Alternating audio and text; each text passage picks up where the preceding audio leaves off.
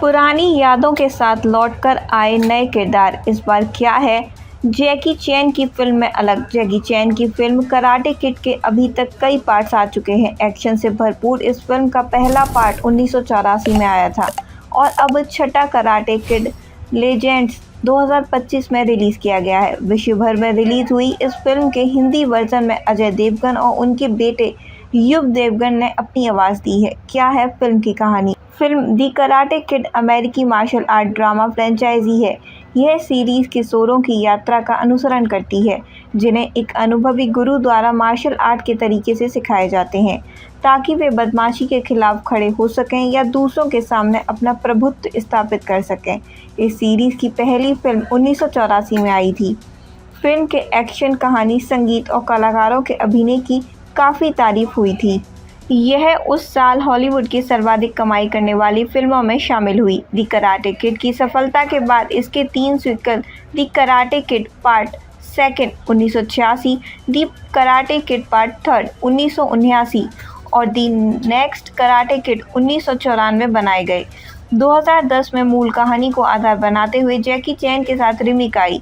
रिमिक में कुंग फू पर ध्यान केंद्रित किया गया क्योंकि फिल्म चीन से सेट की गई थी।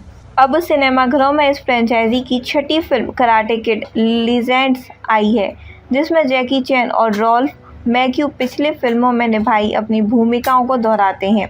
यह फिल्म पुरानी यादों को ही ताज़ा करती है। पूर्व अनुमानित कहानी होने और एक्शन में कोई खास नयापन नहीं होने से खास प्रभावित नहीं करती। क्या है दी कराटे किड लेजेंड्स की कहानी? फिल्म की शुरुआत दी कराटे किड पार्ट सेकंड से जोड़ते हुए होती है जिसमें मियागी पेंट मोरिता अपने कराटे के ब्रांड और चीन में प्रचलित कुंग फू की शैली के बीच संबंध बताते हैं जैसे कि यह एक ही पेड़ की 2 शाखाएं हों। वहां से कहानी बीजिंग आती है। हॉन जैकी चैन से कुंग फू सीख रहा ली फोंग बैन वोंग अनिच्छा से अपनी मां मिंग ना वैन के साथ न्यूयॉर्क आता है। उसकी मां चाहती है कि वो कुंग फू छोड़कर अपनी पढ़ाई पर ध्यान दे। यहाँ पर उसकी दोस्ती मिया सैडी स्टैनली से होती है। उसके पिता Victor Joshua Jackson pizza restaurant चलाते हैं। मिया उसमें उनकी मदद करती है। मिया का पूर्व बॉयफ्रेंड और कराटे का महारथी कॉनर अराइमिस नाइट को ली के साथ उसकी नज़दीकियां पसंद नहीं। विक्टर ने कर्ज ले रखा है लेकिन उतार नहीं पा रहा है। देनदारों ने उन्हें परेशान कर रखा है। एक बार ली वसूलीकर्ताओं से विक्टर की जान बचाता है। विक्टर उसके कुंग फू सिखाने को कहता है ताकि वो फाइट को सीख सके। ली उसकी मदद करता है लेकिन उसे अपना अतीत भी कचोटता रहता है। विक्टर रिंग में चोटिल होता है। उधर फाइबर बोंगो टूर्नामेंट में कॉर्नर सबसे ताकतवर प्रतिभागी होता है। ली के कुंग फू के गुरु हॉन जैकी चैन न्यूयॉर्क आते हैं। वह डैनियल लारूसो रॉल्फ मैक्यू को बुलाते हैं। दोनों मिलकर ली को 5 बोगो टूर्नामेंट की तैयारियां कराते हैं। पिछली सदी के 8वें दशक में ले जा रहे हैं कामयाब। नेटफ्लिक्स की series the end of the fucking world और I am not okay with these के लिए प्रख्यात जोनाथन एंथविसल द्वारा निर्देशित यह पहली फिल्म है। वह पिछली सदी के 8वें दशक में आसानी से ले जाते हैं।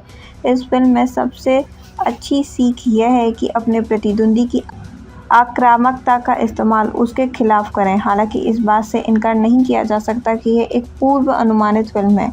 उसका हर फ्रेम पहले से देखा हुआ है, उसके बावजूद इसके प्रति चार्म बना रहता है। फिल्म का क्लाइमैक्स में 5 बोरो टूर्नामेंट के बारे में ज़्यादा विस्तार से नहीं बताया है। फिल्म टूर्नामेंट को लेकर कोई कौतूहल नहीं जगाती, सीधे फाइनल तक पहुंचती है जिसे मैनहट्टन में बहुमंजिला इमारत की छत पर आयोजित किया गया है। यहाँ पर ली और कॉनर एक दूसरे से भिड़ते हैं और ली उस गुप्त हथियार का इस्तेमाल करता है जिसे उसने अपने दोनों मास्टर से सीखा था, लेकिन यह रोमांचकारी अनुभव नहीं देता।